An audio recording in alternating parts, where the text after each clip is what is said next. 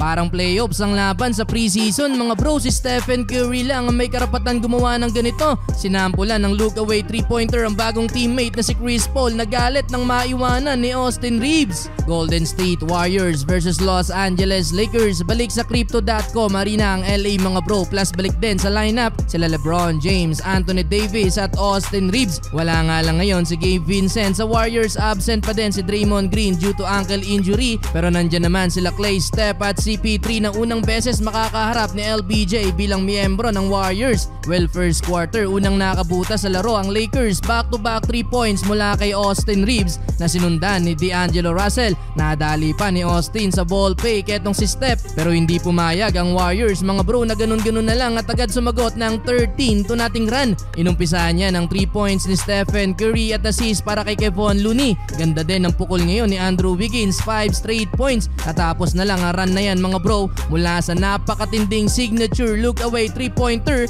nang walang iba kundi ang greatest shooter na si Steph Curry. Hindi pa pumapasok ang tira, tinuro agad ang pumasa sa kanya na si Chris Paul. Preseason lang to pero parang playoffs ang vibes dahil sa tindi ng palitan ng opensa. Bawi ng 3 sa kabila si Anthony Davis at pull-up jumper mula kay LeBron James. Under 6 minutes nang inilabas si LeBron mga bro pero binilik din agad under 3 minutes. Though kontrolado pa din nila ang lead matapos magpaulan ng 4 na 3 points ang Lakers. Mainit ang sophomore na si Max Christie, 2 3 agad. Solid din ang ambag ni Christian Wood off the bench. Lahat ng ipinasok ng Lakers mga bro ay nakapagdala ng puntos kaibahan sa Warriors kung saan bokya pa si Klay at Chris Paul. End of first quarter lamang pa ng 5 points ang Lakers, 37-32. Second quarter stay sa court si LeBron James mga bro at nakapagdala pa ng 3 points. Na-hype naman si Gary Payton the second nang mabuta ang tira na to ni LeBron. Hindi nga lang counted as block yan mga bro dahil na-foul na ni Podziemski etong si LeBron. Finally Chris Paul naman nakabutas na din sa opensa.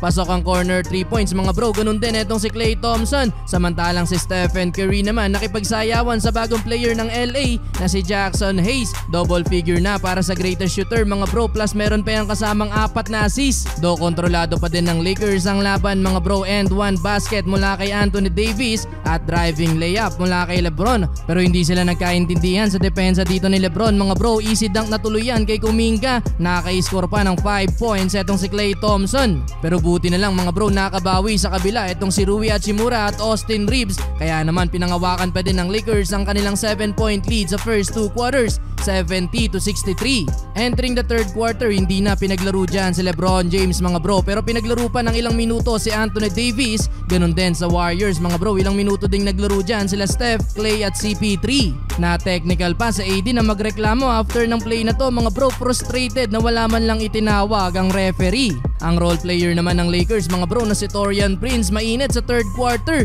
11 points ang ginawa sa third quarter mga bro. Austin Reeves naman and 1 play kontra kay Stephen Curry. Well under 5 minutes mga bro ipinahinga na din ni Coach Steve Kerr etong sila Stephen Curry. Total of 18 points para sa greatest shooter, 8 points para kay Klay Thompson, 6 points para kay CP3. Sa Lakers 12 points para kay LeBron James, 16 para kay Prince, 13 para kay AD, 10 points para kay D'Lo at 14 points para kay Austin Reeves.